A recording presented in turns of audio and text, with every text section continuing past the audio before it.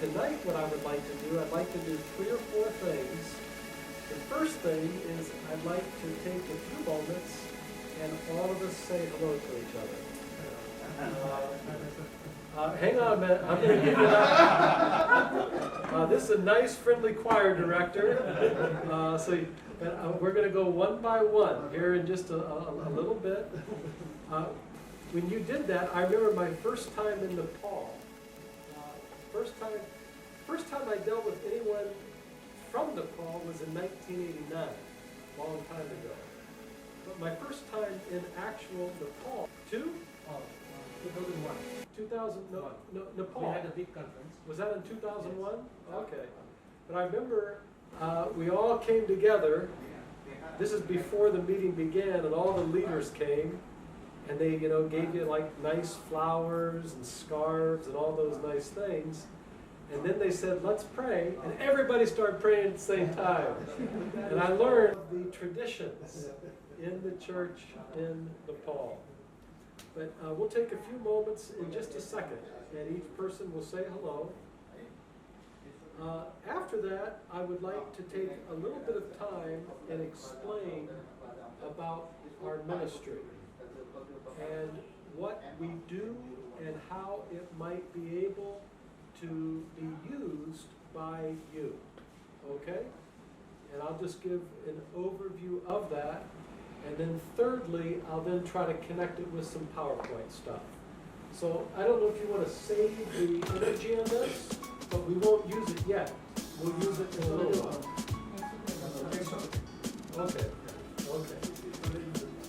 Now I need to warn you, I'm very bad with technology. It's rather embarrassing because my wife is very good. In most homes, now in some homes the wife is very good, but in many homes, the man likes the technology and the wife is no good at it. In my home, it's very embarrassing. I need her help. I press the wrong buttons. I cannot figure it out. So even tonight, as I get going and try to use it, I know some of you, like Pastor Samba, like IT experts. You please be patient with me because I am very poor. Now, what I'd like to do is kind of go around and we'll say hello to each other.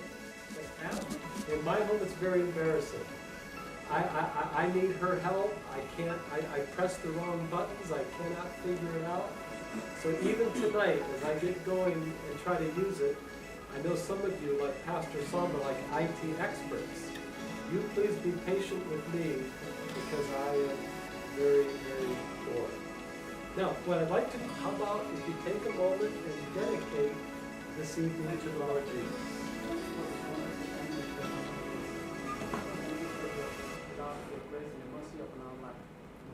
This is the opportunity you have provided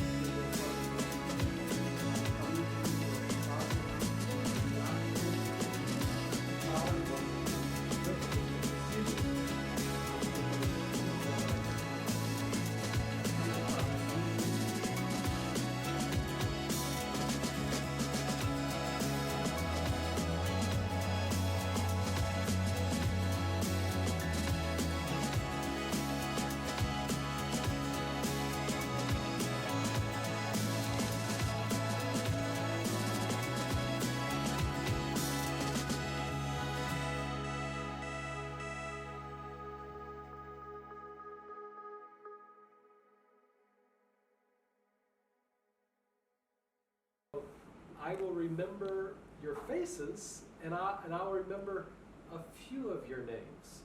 But you please be patient with me, okay? Let's start here to my left. And give us your name, where you're from, and please give greeting to everyone.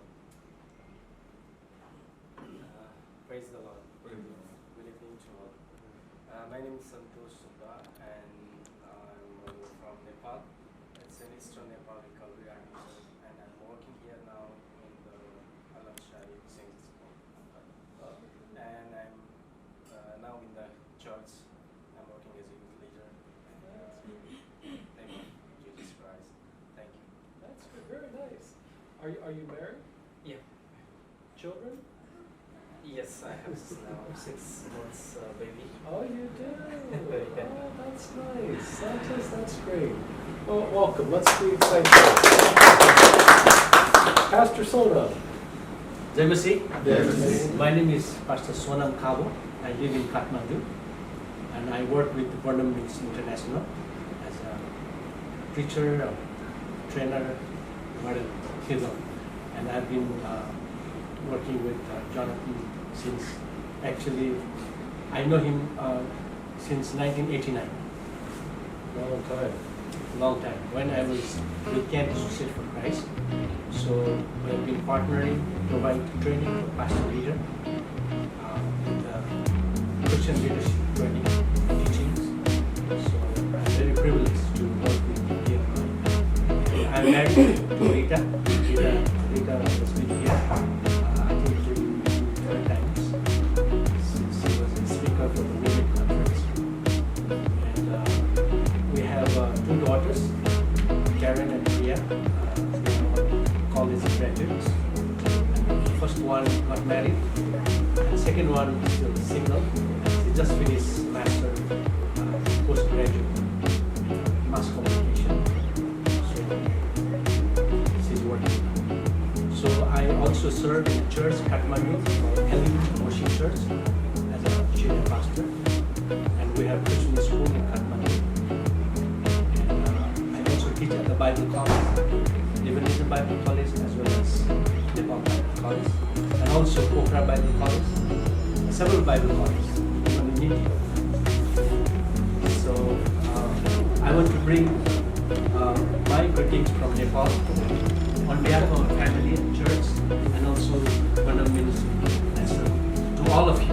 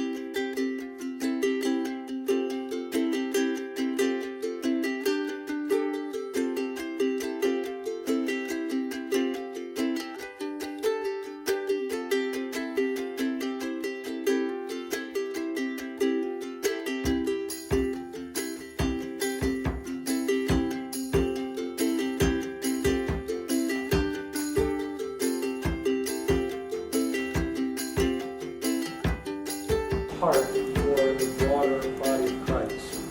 And then tomorrow, all of you are invited back, and from India as well, to come to a marriage conference. And we have held marriage conferences all over the world. And we just believe so strongly that if your marriage does not stay strong, your ministry will never be able to move forward. It will destroy your ministry.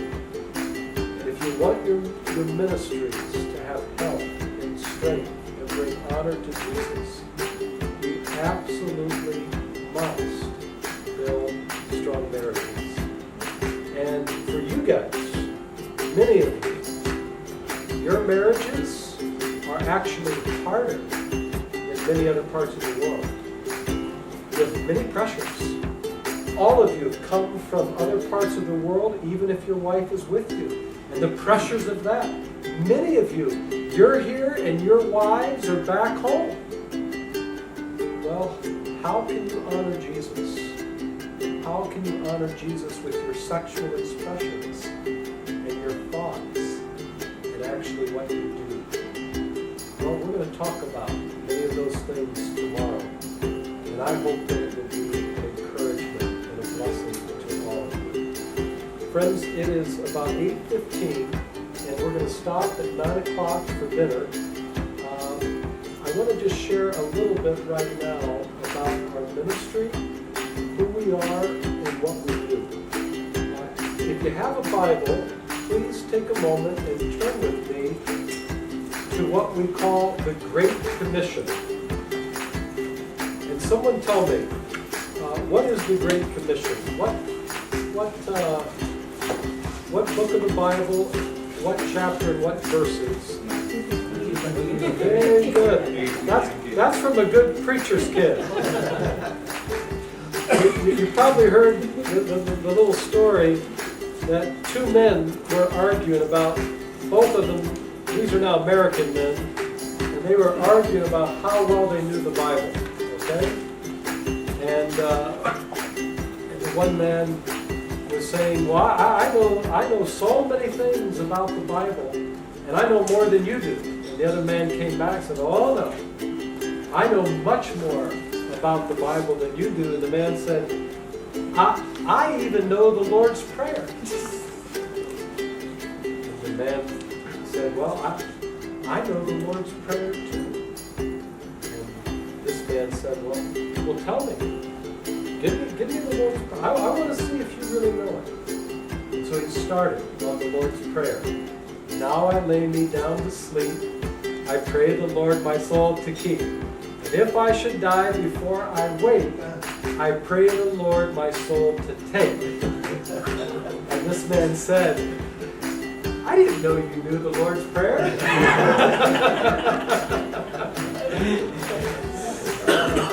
Well, I'm glad that our good preacher's kid actually knows the Great Commission is Matthew chapter 28, verses 18 through 20. Now, would someone please, if you turn there, would you take a moment and read that for us? Just one person read that out loud. Matthew 28, verses 18 through 20. Then Jesus came and spoke to them, saying, all authority has been given to me in heaven and on earth. Go therefore and make disciples of all the nations, baptizing them in the name of the Father and of the Son and of the Holy Spirit, teaching them to observe all things that I have commanded you, and I am with you always, even to the end of the age. Amen. Very good, very good. You got a nice preacher's voice too. Yeah, very good. We are all very familiar with that passage. It's after the death and the resurrection of Jesus Christ and before he ascended to the Father, and he makes that declaration. Therefore, go, make disciples of all nations, baptizing them in the name of the Father and of the Son and of the Holy Spirit. Teach them to obey all that I have commanded you, even to the end of the age. And lo, I am with you. I am with you. Now, we know this. We know this passage well. We call it the Great Commission. But what we want to encourage you, and I'm not going to go through the whole training tonight. We don't have time. But at the very core of the training of BMI are these verses, and it is a training with discipleship. Discipleship. In recent years, and I assume here in this part of the world you have it as well, the idea of discipleship has become more and more popular. Did you notice that? A lot of people are talking about it.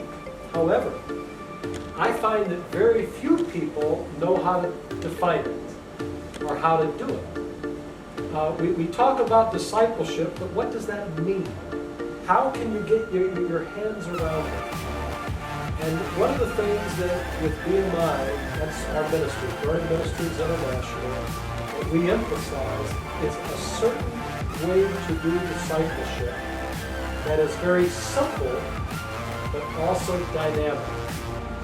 And it's something that you can do in your life, and also you can bring into your churches, and it's very easy to multiply. Now, let's just look at that passage a little bit, and I'll talk more. In English, how many commands does it appear that there would be in those verses? Listen again. Therefore, go, make disciples of all nations, baptizing them in the name of the Father, Son, and Spirit, and teaching them to obey all that I have commanded you. And I am with you to the very end of the age. How many commands does it look like there is in English? 4 to 5.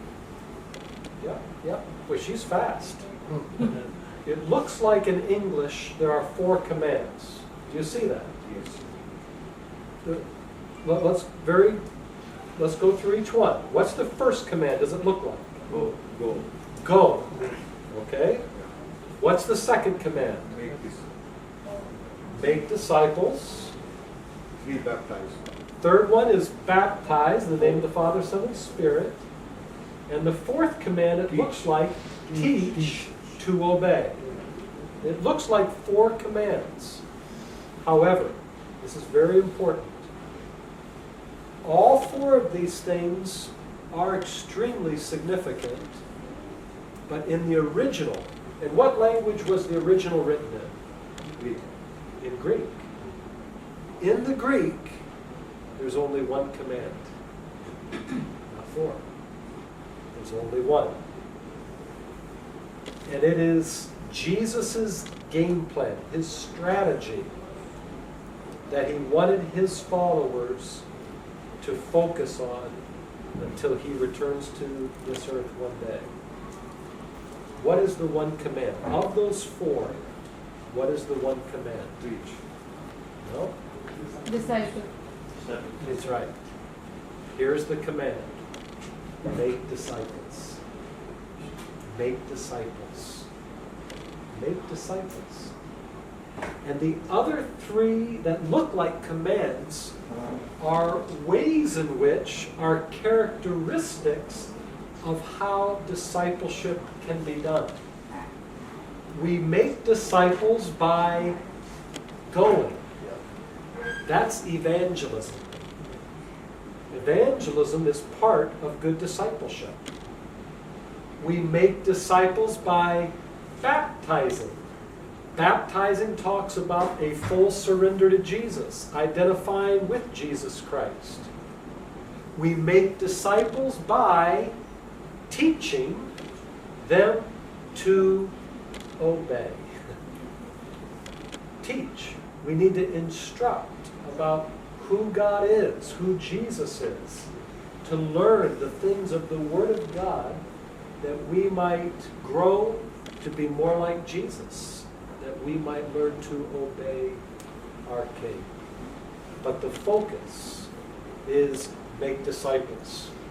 It's kind of interesting if you go and pick up commentaries on the book of Matthew. I've looked at many over the years, and many commentators, I think, make a mistake. They don't go far enough. They think that this idea of make disciples is primarily understood by the disciples to do evangelism. And so we grow up thinking, okay, the Great Commission is a call for evangelism. But friends, no. Evangelism is a part of it, but it's not the core.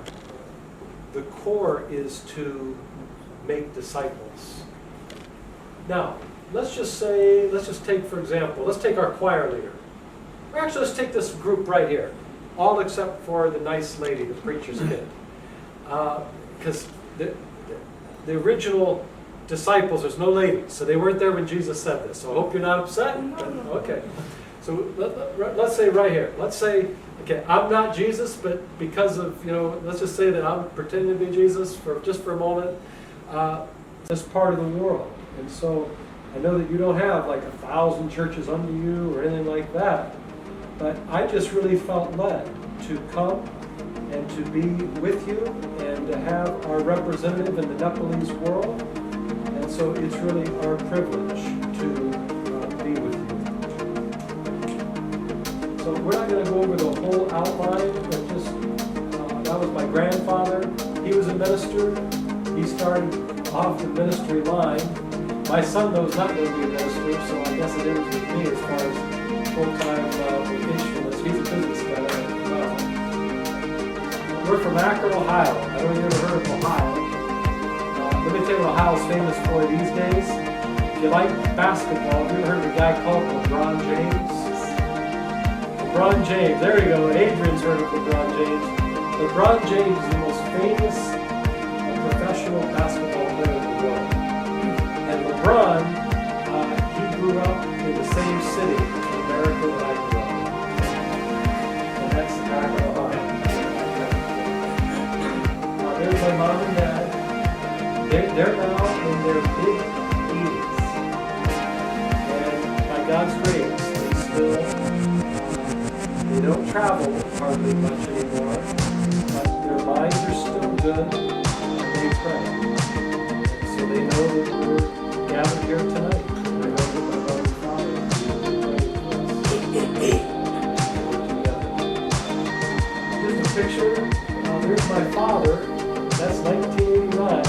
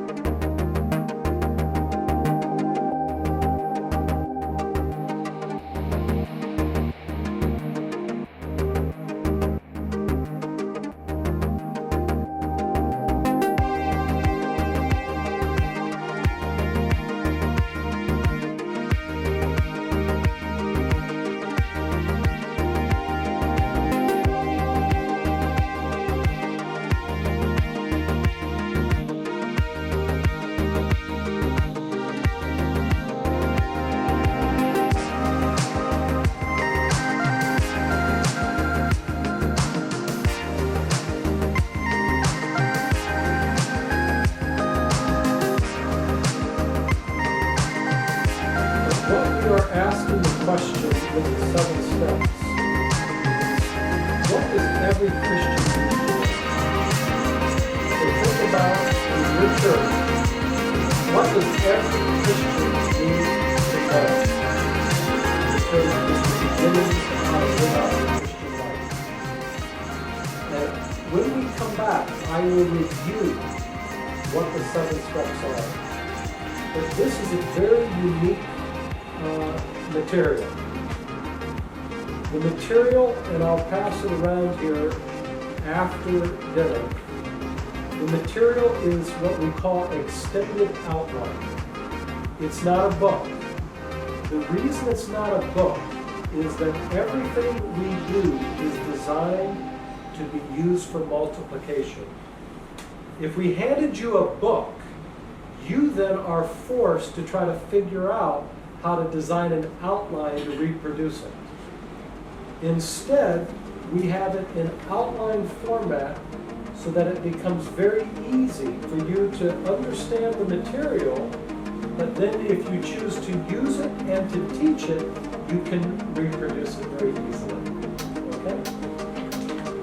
So, after dinner, I will again go through what the 7 steps are. We're not going to have time to go through all the 7 steps. In depth, you get a flavor. The second type of material we have is what we call encountering Christ.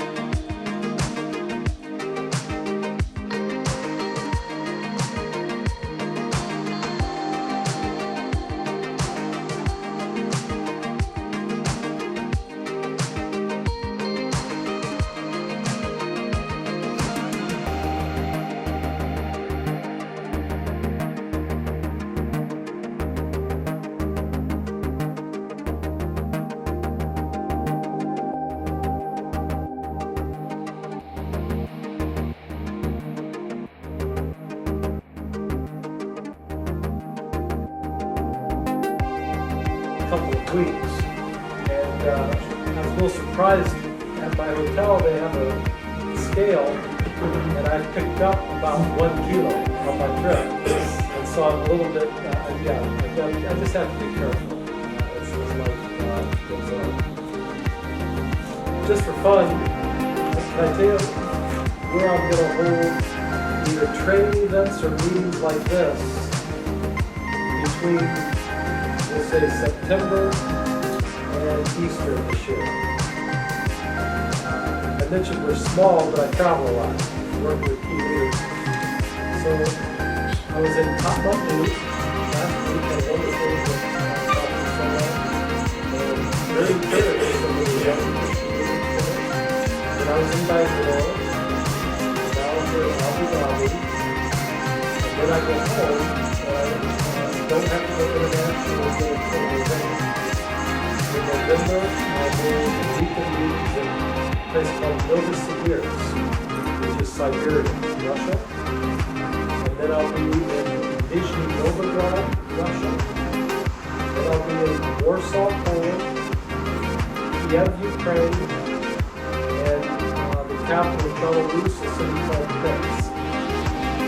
And then I get home, and I'll be home in December. And then in January, February, I'll be in Lusaka, Zambia, Nairobi, Kenya, Kigali, Rwanda, and Accra. And then in March, April, I will be in Bangkok, Thailand, Phnom Penh, Cambodia, and Saigon, also called Ho Chi Minh, Vietnam. So that's September through Easter. That's a lot of travel. Lot of travel. And we're very encouraged to see how many of the leaders and the denominations and the churches are finding the material. Let me start with the 7 steps. Just let me go a little bit further. Think with me, the 7 steps, they're designed to provide an overview of how to live the Christian life. Just boom, boom, boom, boom. So what do you think step 1 would be? What do you think? Some of you have gone through parts of the 7 steps with Sona, but he's going to go through it again. But what do you think? Step 1. What do you think step 1 out of 7 would be? Yes. Hey, Adrian looked at the book. He knows. We were having dinner. This little guy was looking at it. You've got to, first of all, know that you're a Christian. You've got to become a Christian. And so we want to make certain that we understand what repentance is. So we talk about repentance, and then at the end of the lesson, we talk about what's called the lifestyle of repentance. Many Christians don't realize that we are to always live a life of repentance. 1 John 1:9, we confess our sins. That's written for Christians. By the way, in history, you know who emphasized a lot about living a life of repentance? You know, yeah. Martin Luther. Okay. Yeah, that's right. Many of you celebrated a year and a half ago. Do you remember in 1917? That was the 500-year anniversary of kind of the hallmark of the Protestant Reformation. October 31, 1517, Martin Luther nailed on the north main door of the Church of Wittenberg in Germany something called the 95 Theses. And of those 95 Theses, if you ever look at them, Theses 1, 2, and 3, Martin Luther is crying out for Christians to live a life of repentance. And so we talk about repentance. Step 2, once you've repented, you now have a relationship with God, with Jesus. And so how do you build that relationship? In step number 2, we talk about personal devotions. How do you read the Bible? How do you pray? And we talk about how that should be done. Can I just give one thing about reading the Bible that I think is very useful? If you have a fresh piece of paper, don't write it on your other, it's a fresh piece of paper, I want you to take something out. This is very simple but profound. It's actually a way how to read the Bible. We're going to have you write on that fresh piece of paper, write in real big letters the word circumstances. Circumstances.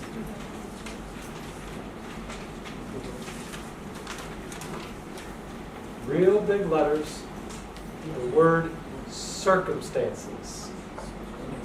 Okay? Now, go down a little bit, and in smaller letters, write the word self. Self. S-E-L-F.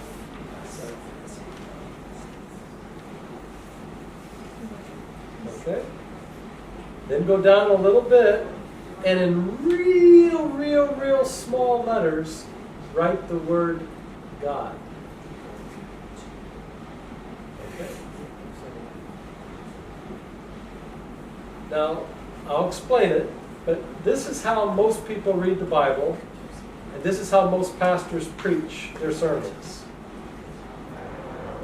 Most people are completely focused on themselves and their circumstances. When we talk about circumstances, we're talking about, really it's the same thing no matter who you are, what culture you come from, everywhere in the world. What circumstances is everyone thinking about? They're thinking about things like their relationships. They're thinking about their physical health. They're thinking about their finances. They're thinking about their job. These are circumstances. Yeah, physical health. Yeah. That's what most people are thinking about. So, most people, when they read the Bible, they open the Bible, and what they're really wondering about is they're thinking about the circumstances of their life at that moment, and as they read their Bible, they're wondering how it relates to their circumstances. When the preacher preaches, they want the preacher to talk about their circumstances. Okay? But we have a big problem. Very big problem. The Bible is not primarily written to deal with your circumstances. Now, there's a lot of good principles in the Bible that can help you in your life. But the purpose of the Bible is not primarily for your personal circumstances. I mean, just open up and read like the book of Leviticus. Leviticus says almost absolutely nothing about the financial condition of Abu Dhabi in the year 2019. It's not what it's talking about. And yet, Christians, when they read the Bible, when they hear the preacher, we gravitate toward that because that's our natural human personality. We're thinking about ourselves and our circumstances. Okay? Now the next word, self. S-E-L-F. When I use the word self, I'm talking about who I am, kind of the core, the true who I am as a person. I am selfish. I am loved. I am a good person. I am a bad person. I am selfish. Whatever it may be. Okay? Sometimes when we read the Bible, we look at who we are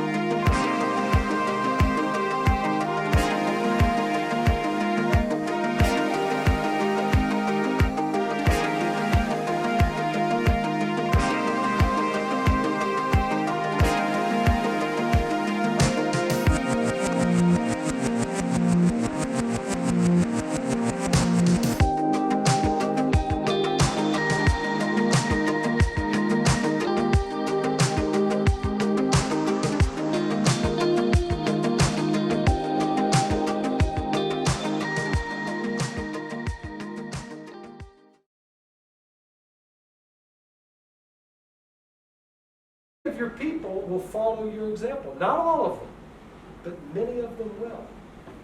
And if you challenge your people, and if you keep talking about it all the time, build two relationships,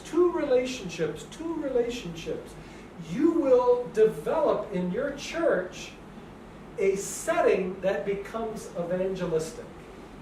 You catch that? Very important. Many times we preach the Bible, we do various fellowship times, but we don't teach our people and encourage our people to build friendships with non-Christians. At least two. And then share stories at the church. Let the people talk about how they're praying for their friend. When someone comes to know Jesus and it's one of those friends that one of your members have been praying for, bring them up and share and celebrate and encourage. It's beautiful. But please remember that our God is a God of relationship. God is relationship. The Trinity is relationship. Tomorrow we'll talk about that the most important human relationship is with our husband or with our wife. Genesis 1, God creates mankind. He creates us to have relationship with Him. And then in Genesis 2 we see that the most important relationship out of that relationship we have with God is with our spouse. God is a God of relationship. That's why we have the church, the body of Christ. It's relationship.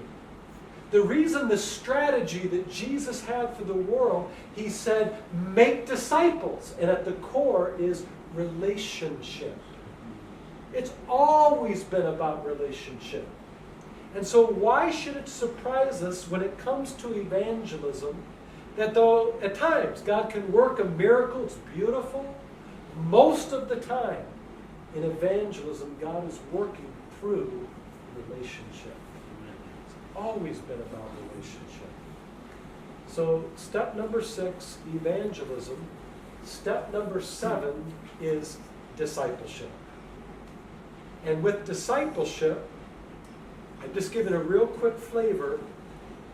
We encourage 3 phases in the discipleship process. And see how simple this is. 3 phases, discipleship process. So let's say, give me your name from Sharjah again. Narinda. Okay. Narinda's the Christian, and we're so thankful that Chris is this is someone he's been praying for. Narinda's been praying for Chris. Chris, a non-Christian, but he's come to know Jesus. Okay? If that happens, the best person to disciple Chris is Narinda, because they already have relationship. So in that discipleship process, we have 3 phases. Phase number 1 is what we call short-term discipleship. Guess what we encourage you to use in short-term discipleship? What is Narinda going to use when he disciples Chris? Just take a guess.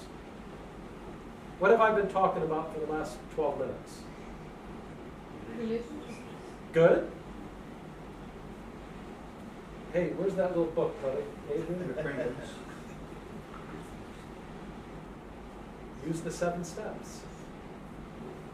And so what we will do, Narinda, when he decides short-term discipleship, he's going to give step number 1 to Chris. And he'll say to Chris, next week, when we meet, we're going to discuss together step number 1. And he'll meet, and he'll go through very slowly. I'm certain that Chris understands repentance. Then after they finish that first time together, he'll then hand them step number 2. Chris will read that, pray about that, come back, and then the next week they will talk through very slowly step number 2. Does that make sense? But where is the baptism coming in this place? Hang on one second, okay? Baptism is very, very valuable but it's not one of the steps. But it's valuable, but you'll learn that when they go to church. So hang on one second, I'll get to it. But that's a very good question. Then step number 3 is corporate worship, going to church, okay? And then you'll discuss, baptism falls within going to church. So it's within step number 3. And then you keep going. Step 4, step 5, step 6, and then step 7.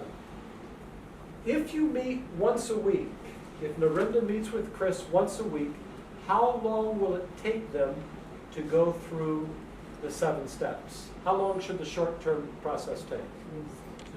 About 7 weeks. What we say is this. We say about 3 months. Because 3 months is 12 weeks. Realistically, you're not going to meet every week. So if you say 12 weeks, 3 months, you're probably going to meet 8 or 9 times. And so it might be that you cover one lesson twice. You're also going to spend time building relationship. But that's the short-term process, okay? You can take everyone in your church through that process. You can have a relationship where you assign and connect people where every single person in your church can be equipped in the that's how simple this is, in the 7 steps. Can you imagine, just think for your church, if everyone in the church, or at least most of the people in your church, they really understood repentance.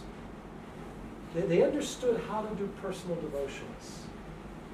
They understood why they go to church. They understood small group, why they serve, how they serve. And then if they could get going and be praying for 2 people for evangelism. And then once they go through the 7 steps, they can then begin to take others through the 7 steps as well. Now, we got short-term discipleship. We then have what we call long-term discipleship. Long-term. In long-term discipleship, if you meet once a week, it'll take you about a year to go through it. If you meet once a month, it's going to take you a few years. Okay? What do you think we're going to encourage you to consider using for the long-term discipleship?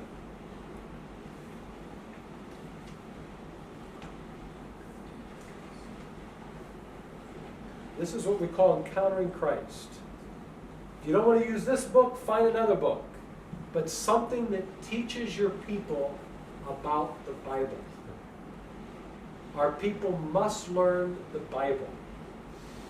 And so this book was written to provide a good overview and understanding of the Word of God. Can I give you a feel for what that would look like? We've got 17 themes. 8 themes are on the Old Testament. 8 themes are on the New Testament. And then we have one theme that's in between that we call intertestamental Jewish history. That bridges the Old and the New Testament. So if you're going to teach all 8 themes on the Old Testament, what would be theme number 1? What will you start with? Genesis. Yeah. Creation. Creation. And so we look at creation. And so we look at creation, and then at the end of the lesson, we do what we call a Christ look, a Christocentric look. How do you think Jesus relates to creation? What chapter in the Bible, in the New Testament, has a lot to say about Jesus with creation? John. Very good. Very good. Who said that first? Did our choir leader? Quote for me John 1:1. John 1:1. John 1:1. Yeah, start it. First 3 words. In the beginning. That's right. In the beginning was the Word. The Word was with God. The Word was God. Right. Now, here's what's interesting. When we say connection. Genesis 1:1. Give me the first 3 words. In the beginning, God In created the In the beginning. beginning. the Jews, they didn't call the first book of the Bible Genesis. The Jews, you know what they called the first book? They just by the first 3 words. It was known as in the beginning.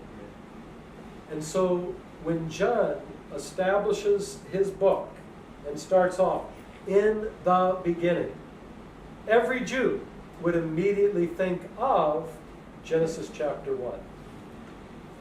When John says in the beginning was the, what's the next word? Was the, Lord. think about Genesis chapter 1. What do we see about word? What's a word? What is the word? Spoke. That's exactly right. Yes.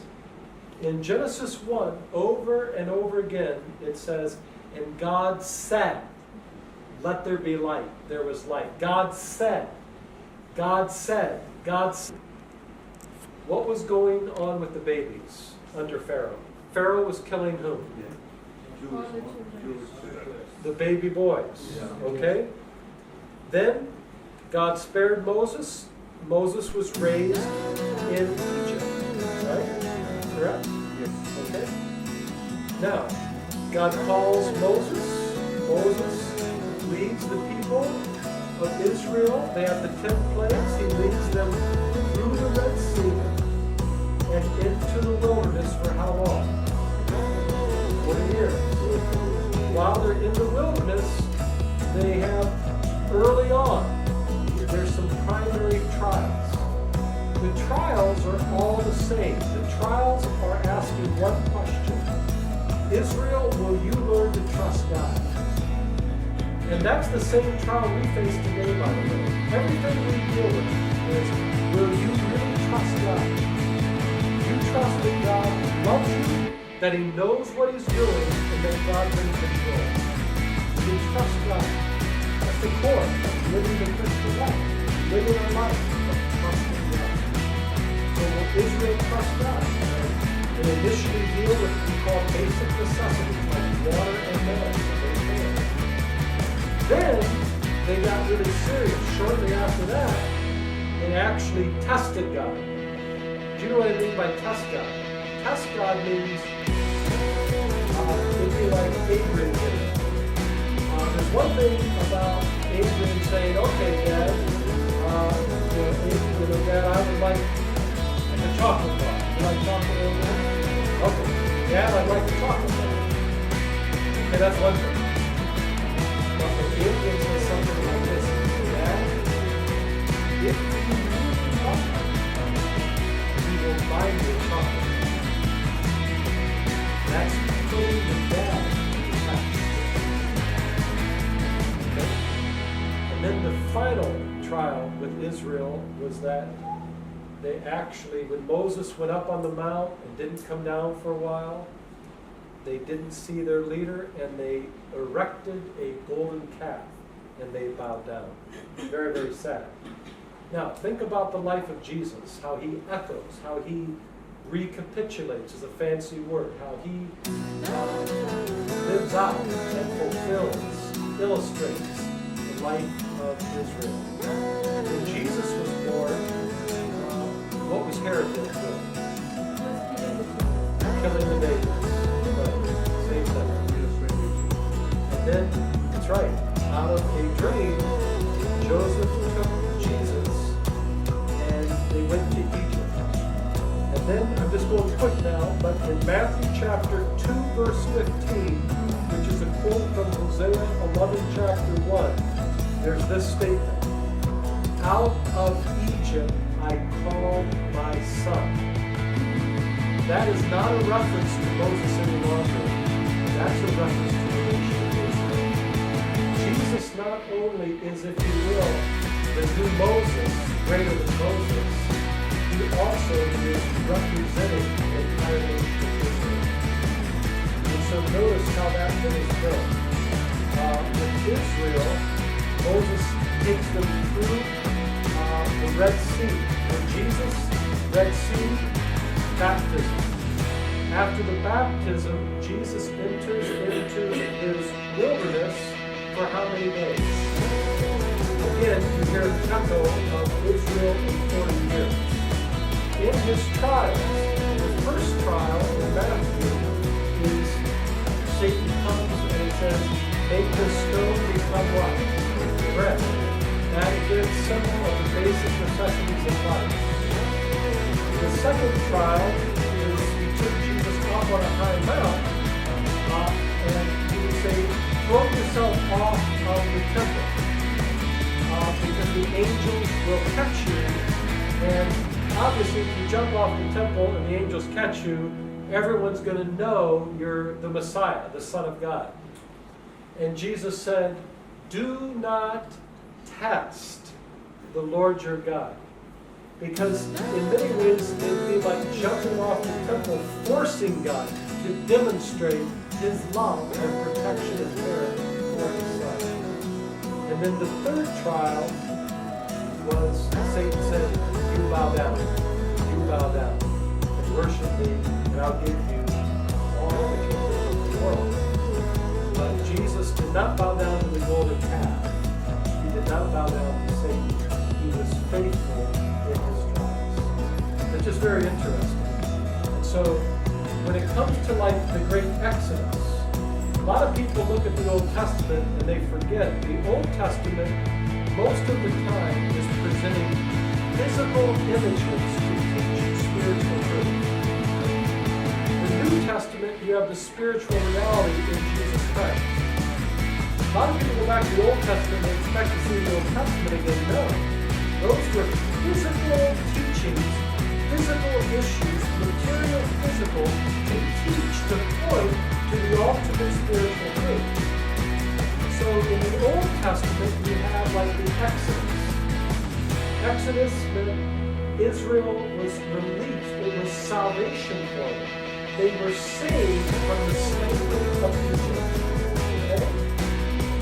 But the great Exodus in the New Testament is actually accomplished on the cross. That we are removed from the ultimate slavery of our real enemy is not Egypt, it is not Rome. Our true enemy is Satan. Anyway, theme number 4, Old Testament, we deal with Exodus. Theme number 5, after Exodus, you then deal with law. The law. If you're in relationship with God, Israel's in relationship. How do they stay in relationship? They stay in relationship by knowing the law, teaching them about God. Theme number 6, when the law is broken, what do you need? When the law is broken, you need what? Right, you need forgiveness. So you have the whole sacrificial system. Tabernacle, priest, temple. Does that make sense? And then theme 7a, one we deal with kings, King David and all the kings. Theme number 8, we deal with prophets. So those are the 8 themes of the Old Testament. Then theme number 9, we look at the bridge between Old and New Testament. And then we look at 8 New Testament themes. If you're only going to pick 8, you might as well at least make certain that 4 of the 8 deal with the life of Jesus. If you're going to deal with 4 out of the 8 life of Jesus in the New Testament, which things would you look at? What do you start with? Good? It's all in there. Just like you start with theme 1, creation, you might as well start with what we call incarnation, the birth of Jesus. And theme number 2, we look at something called the kingdom of God. Most Christians don't know about the kingdom of God. And yet, John the Baptist came and Jesus came proclaiming the kingdom of God. After the resurrection of Jesus, he's with his disciples for how many days? 40 days. And in Acts chapter 1, it says he's with them for 40 days and he keeps talking about, teaching them about the what? The kingdom of God. And yet many Christians don't know anything about the kingdom of God. So theme number 1, incarnation. Theme number 2, kingdom of God. Theme number 3, the cross of Christ. Theme number 4, the resurrection of Christ. Makes sense. Then we got 4 other themes that we cover in the New Testament. There are things like salvation. Pretty important. We also talk about the church. And then we talk about eschatology, the end times. There's one more, I forget it right now. But anyway, those are the 17 themes. And if you are in discipleship with someone, we encourage you to consider going through Encountering Christ.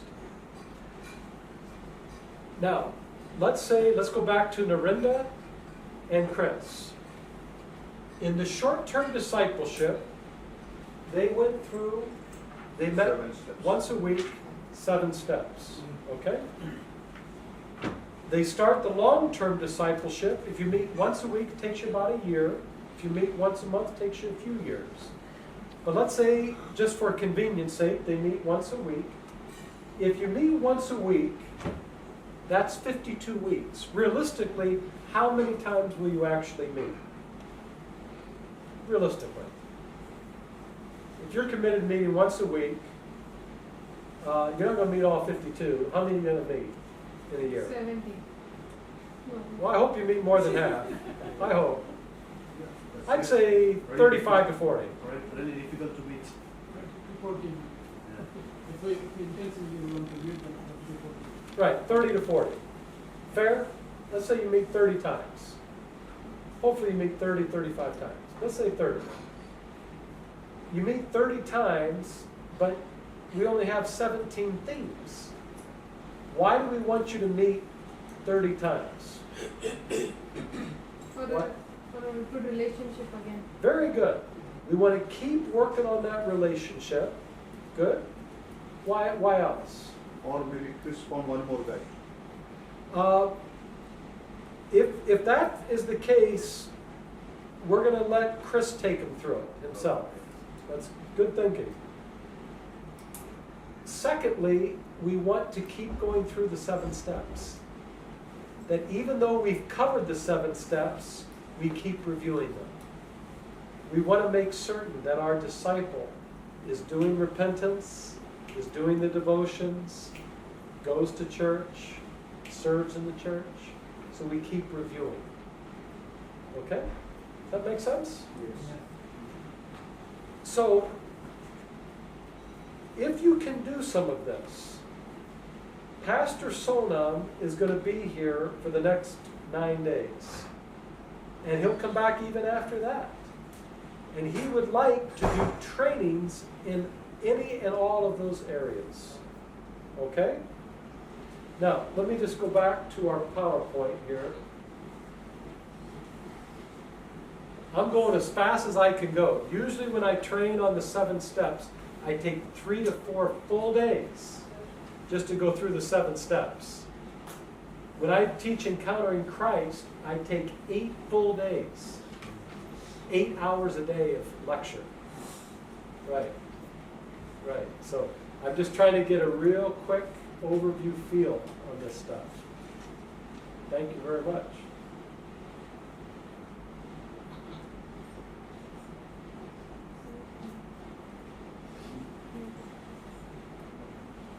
I'm a little slow with the technology, so please be patient with me. I've got to go back to where I was here.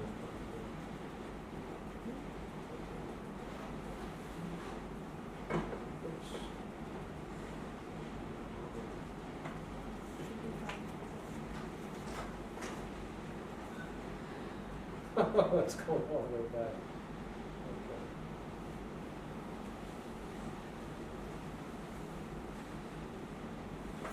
These are just some pictures of the 7 steps. We encourage the 7 steps to be the foundational material of everything. So many churches right now around the world are making the 7 steps the very core of their ministries. And so their leadership, everyone is well versed. They all go through the 7 steps. In the teachers within the church, they make certain that everyone has gone through the 7 steps. If you run a small group ministry, we encourage every 2 years for your small group to go through the 7 steps, because it's very good to continue to reflect on those 7 points. Does that make sense? Okay.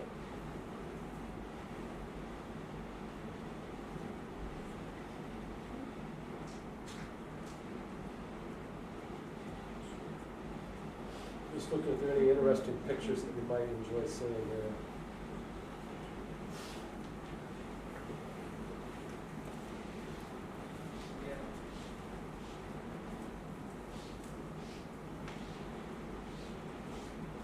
Oh, that's what I wanted to show you, and then I'm going to switch to one more.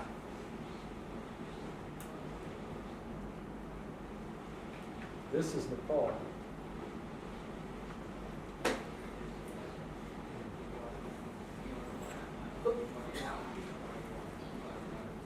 There we go. We did it. We went through the Encountering Christ in Nepal back in 2014? 14. There's Pastor Sonam and myself.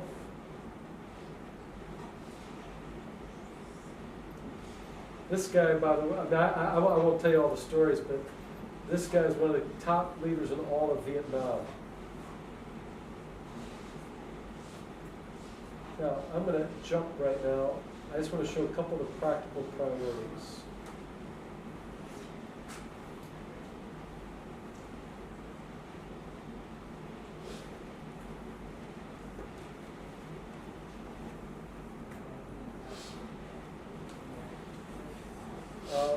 Give me a priority, a practical one that's interesting to you. Children's ministry, youth ministry, small group ministry, preach from the Bible, pick one.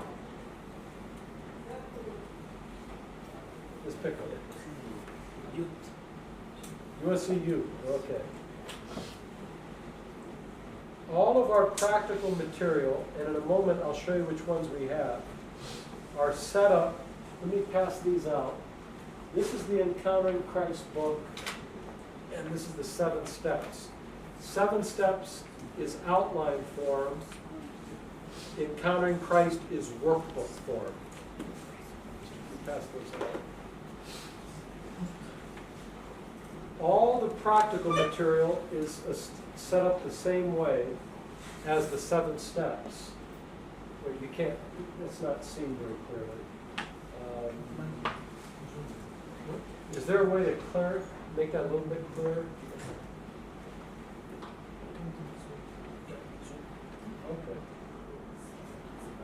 Okay, no problem. But you can kind of see how it's set up. There's, in each one, there's a purpose statement, learning objectives, and then it's a very structured outline. The qualities of a good youth leader, the responsibilities of the youth leader,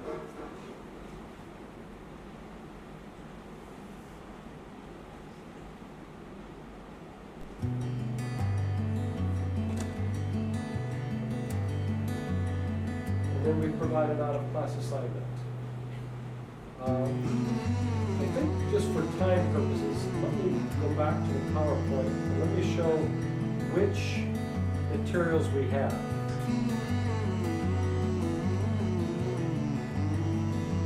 I'm sorry, I gotta go flip through this again.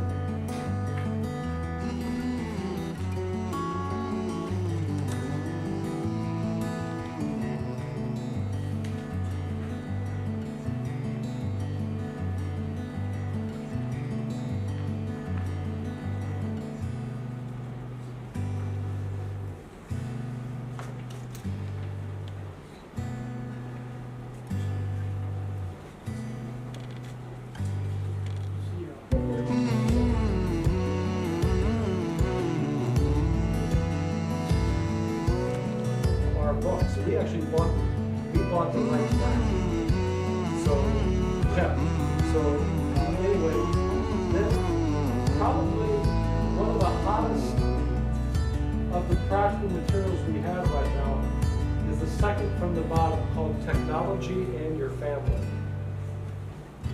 And here, by the way, most of this material I've written, but the technology I'm no good at, so I did not write. My wife wrote it with a couple of research for years. And here was why we did it. Everywhere I go around the world, I see even kids sitting on their cell phones, video games and cell phones.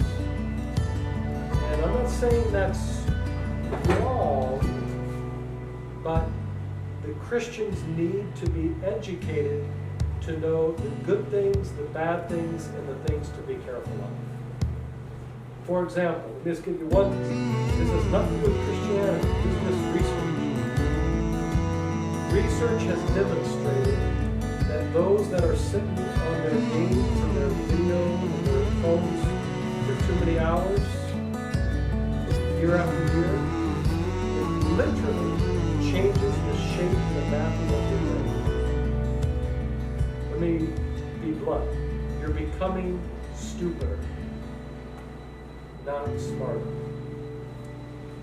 It's actually changing the very shape of the physical brain. And that is why you'll find if kids are on it too much, you put them in school, they can't concentrate anymore. They can't focus. They can't literally, they cannot think for 15 minutes straight. They can't focus. Many of the guys that created the technology, they don't even let their children touch cell phones until they're older. But yet they're the ones that created them. Now there's ways to use it well. I'm not saying it's wrong. Actually, technology can be a great gift. But it's not a neutral thing. It's not without potential issues. And so, what are those issues? What can you do to become a good Christian parent with the use of technology in your life and with your families? And so, in the future, Sonam has not yet been trained well in the technology of the family. We haven't had a chance to do that, but he will be. He could actually come and go seminar just on that alone. Then we have, of the practical materials, those ones we actually even have by video. And all that we would do with that is Sonam would give you a stick drive. And we actually have it on video. We've got it in English and Nepali. We don't have it in Hindi on the video.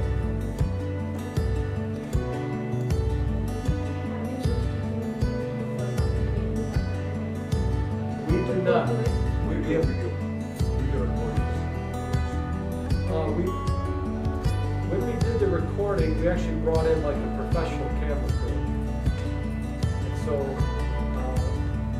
so we've got these things, we've got these subjects like that. And again, I just apologize time-wise. Sonam, you know how to show them that, don't you? All the video stuff? We did, but we took it down. And the reason we took it down is it was becoming confusing for people that had so many languages on it. And we're just a small organization. It was slowing down. So we found it better that any part of the world they wanted, we could just hand it to them, like in a stick drive format.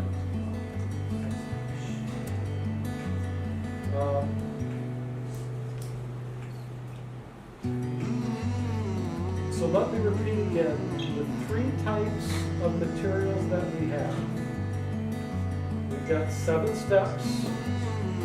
Everything that we do starts and stops around the 7 steps. We encourage the 7 steps. If you've gone through it, go through it again. We encourage you to preach it from the pulpits. Once every 2 years, go through the whole series again. Use it in your small groups. Use it for even your discipleship program. You say, well, why would they want to hear it that many times? Because it's not just about hearing the information. It's about learning to do it. It's like this. Today we had a nice meal. Someone else prepared that meal for us. That's like your people hearing the 7 steps. But the goal is for your people to learn to get into the kitchen, to learn about the ingredients, and then to cook the meal themselves and for others. Does that make sense? So 7 steps. The second material we have is Encountering Christ, the overview of the Bible. And then the third type of material we have, 58 hours, practical priorities. Now, any of the practical priorities, you talk to Sona, he'll get to it. He'll get that for you. Okay?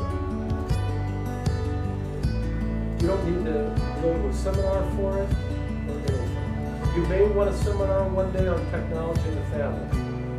But the practical priorities, any of that, is just yours as a resource. Anything you want. The 7 steps and Encountering Christ. As the leader, we ask before we give you that material, you go through the training.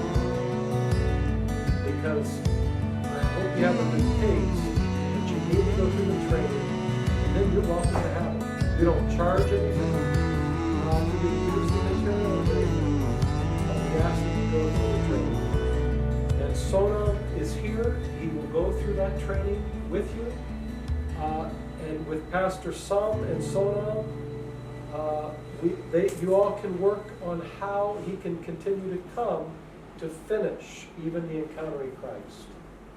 But that material will be available for you. We'd love for you to have it. Okay? Now that's as fast as I can talk. And for most of you, it's the first time you've heard any of this. The first time you've ever seen me. And thank you for your patience. Thanks for listening to all this. Any comments or questions?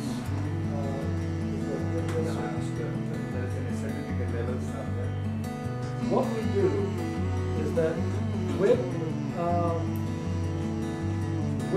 this is being offered in the Bible colleges or seminaries, what we are asking the Bible colleges to study, if someone accomplishes what we call BTMP, we call it the Biblical Training and Mentoring Program. And BTMP consists of 2 courses. The first course is 7 steps, and then they pick 12 of the 58 hours of practical priorities. The second course is the overview of Scripture, Encountering Christ. Just that simple. And that package, and you don't have to do BTMP. You can use any of this in an isolated way. But how we package it, the package is called BTMP, Biblical Training and Mentoring Program.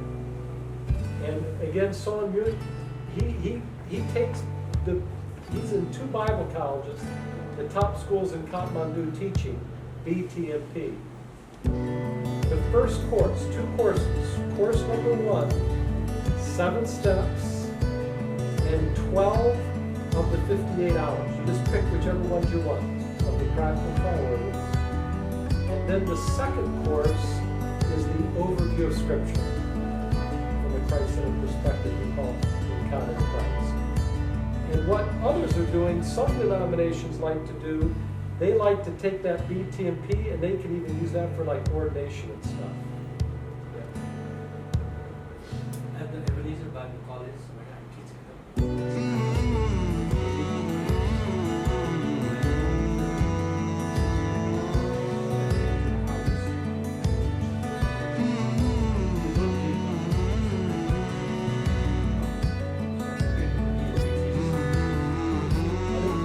But we want you to give me a little certificate.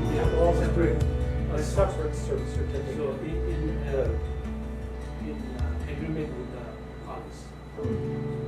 But this can be done all online? Or- No. No. After attending the training with you, Yeah. what as Jonathan told, then you will offer any certificate for us or? Yeah, separate certificate we can offer. Oh, Once, 96 hours lessons are. But you will be coming here regularly to do Yeah, this please? so in agreement with the churches here. Yeah. And what we wanted to do, because Sonam had gotten to know Kamal and some of the Nepalese church leaders, when I said I was going to come through, what I basically said is to the Nepalese leaders, Sonam was encouraging, invite some more nationalities. And that's how the groups here from India were invited. And I hope you can go invite more yet in the future. But we wanted you to be aware.